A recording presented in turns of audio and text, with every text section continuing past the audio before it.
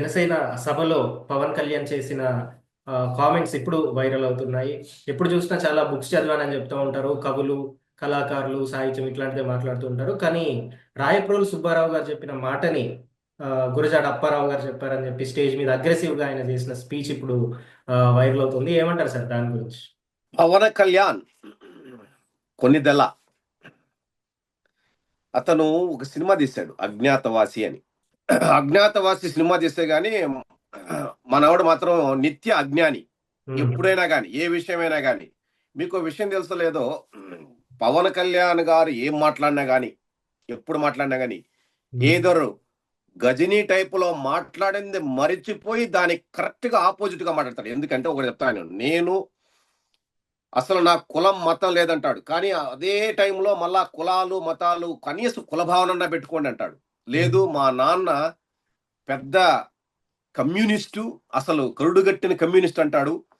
అసలు మా నాన్నమ్మ వెలిగించే దీపంలో సిగరెట్ వెలిగించుకున్నాడన్నాడు.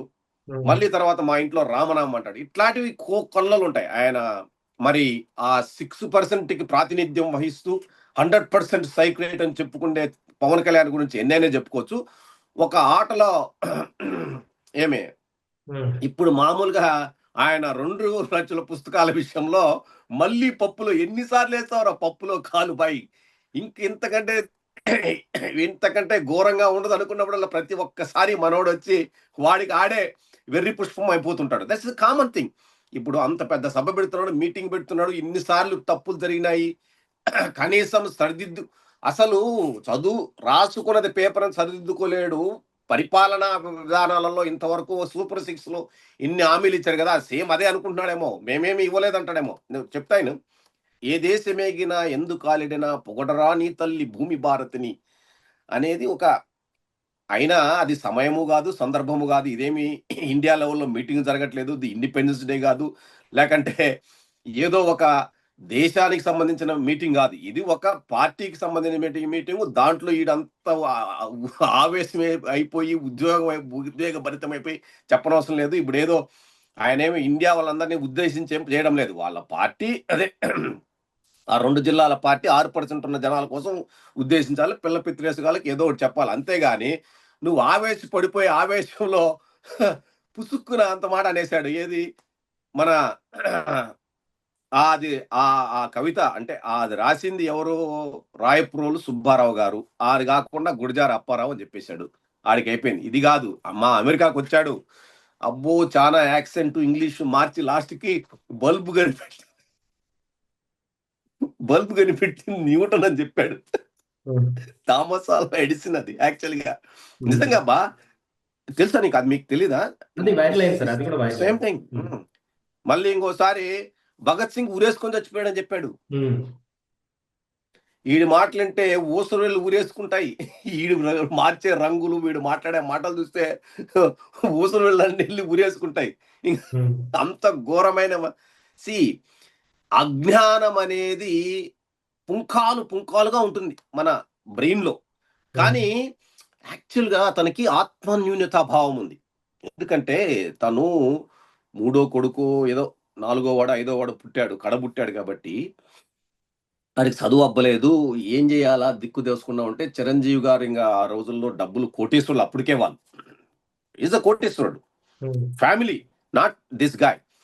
ఇంకా సురేఖ గారు అన్నం పెట్టి ఏదో వీడికి ఏదో ఒకటి, ఓ రోజు 10వ తరగతికి, ఓ రోజు ఎంఈసీ పోతాడు, ఓ రోజు ఎంపీసీ పోతాడు. వీడి ఇంక పనికిరాలే, చదువు రాదు మనోడికి మొత్తం మీద.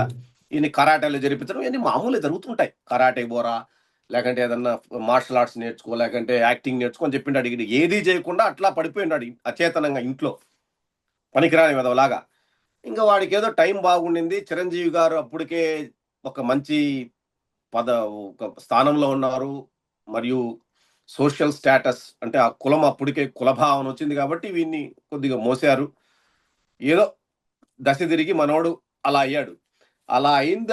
అది అవన్నిటిని కప్పిపుచ్చుకోవడానికి ఇది ఏ వేదికనెక్కినా పుసుక్కుమని ఒక మేధావి, ఈయన ఒక సత్యహరిశ్చంద్రుడు, నేను ఒక భూమి అదే ఆకాశం నుంచి దిగొచ్చిన ఒక పెద్ద ఇంకా దైవదూత సంభూతన ఏదైనా అనుకోని ఫీల్ అయిపోయి, ఇదిగో ఇట్లాంటివి చేస్తుంటాడు, అప్పుడప్పుడు దొరికిపోతుంటాడు. సరే ఆయనకు అలా దొరికిపోవడము, మనం ఇలా మాట్లాడుకోవడము పరిపాటి. కానీ ఆళ్ళలో మాత్రం మార్పు రాదు. ఆళ్ళు వాడిని ఫాలో అయ్యే 6% జనసున్న పిల్ల పిత్రస్యాల్లో కూడా మార్పు రాదు. వాళ్ళెవడో పాపము మీ దగ్గర ఎవరో కామెంట్ పెట్టినట్టున్నాడు ఒకడొచ్చి, నేను పవన్ కళ్యాణ్ గారిని పవన్ కళ్యాణ్ గారు అంటున్నాను, నేను మారిపోయానని.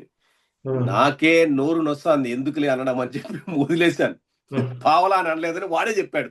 ఎందుకు మీరు పావలా అని అనడం లేదు, మీరు చాలా మార్పు వచ్చిందండి. అట్లయితే రేపు నుంచి అదే అంట.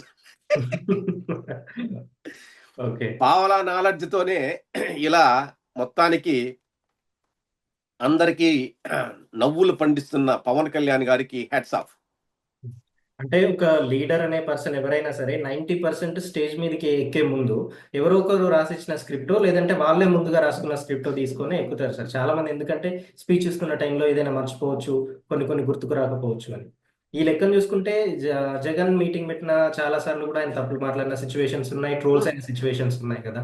మరి పవన్ కళ్యాణ్ ని అసలు కంప్లీట్ గా ఈ ఒక్క మాట ఇప్పుడు ట్రోల్ చేయడం కరెక్టే అంటారు. జగన్ ట్రోల్స్ వేరు. జగన్ మాట్లాడేది ఇంగ్లీషు, తెలుగు, అదేదో బంగాళదుంప, పొటాటో ఏదో ఉంది కదా, ఉల్లిగడ్డ. ఇట్స్ కైండ్ ఆఫ్ ఇది చరిత్ర కదా భయ్. నిన్ను మూడు మాట్లాడమన్నారు భయ్ చరిత్ర. నిన్ను ఎవరన్నా అడిగిండ్రా? ఎవరికన్నా ఉపయోగమా? కనీసం జగన్మోహన్ రెడ్డి మాట్లాడినప్పుడు 10 రూపాయలు 10 మందికి చేరిందో లేకంటే పనికొచ్చేదో మాట్లాడాడు. ఇప్పుడు నువ్వు కరోనా టైంలో కూడా ఆయన చెప్పింది నిజమైంది. నువ్వు ఎంత ఆయన ట్రోల్ చేసినా బ్లీచింగ్ పౌడర్ ఏంటంటే ఎస్ పారిశుద్ధ్యంలో అదో పార్ట్. అది ఎంత ఇంపార్టెంటే. ఇప్పుడు కరోనాకే కాదు, ఏ వ్యాధికైనా ఏమే హైజీన్ గా ఉండడం అనేది ట్రోల్ చేసే వాళ్ళు చేస్తుంటారు. వీని ఇప్పుడు అసలు ఈ చరిత్ర వల్ల ఇప్పుడు రాయపోలు సుబ్బారావు గారు రాశారు, చెప్పారు, మనం చదువుకున్నాము. ఇప్పుడు ఆ సమయము, సందర్భము, దాని వల్ల అవసరం ఏముంది అక్కడ? అవసరం లేదు కదా. ఓకే, భగత్ సింగ్ ఊరేసుకొని చనిపోయాడు చెప్పాల్సిన అవసరం ఏముంది ఇప్పుడు? ఇప్పుడు ఆ వేదిక ఏంటి, నువ్వు మాట్లాడుతున్న మాట ఏంటి, ఏమే that is very important. Okay, trolls ఇప్పుడు ఆడే కాదు, మన లోకేష్ గారు కూడా ట్రోల్స్ కి గురవుతాడు. మరి ఆయన మాట్లాడిన మాటలు ఇంకొక ఇంకొక జోనర్ అది. అది దాంట్లోకి మనం ఇప్పుడు వెళ్ళనవసరం లేదు. అది వెళ్తే అది చాలా ఉంటాయి. ఏమే ముగ్గురు ఇప్పుడు ఎవరైనా తప్పులు తడికలు మాట్లాడడం అనేది కామన్, దొరుకుతూ ఉంటాయి. ఏమే ఇంకా మరీ చెయ్యి తిరిగిన చంద్రబాబు అయితే అది వేరే విషయంలో అనుకోండి. ఆయన కూడా చాలా చేశాడు. అవన్నీ ఇంకా సమాజం వాటి గురించి మాట్లాడే వదులు.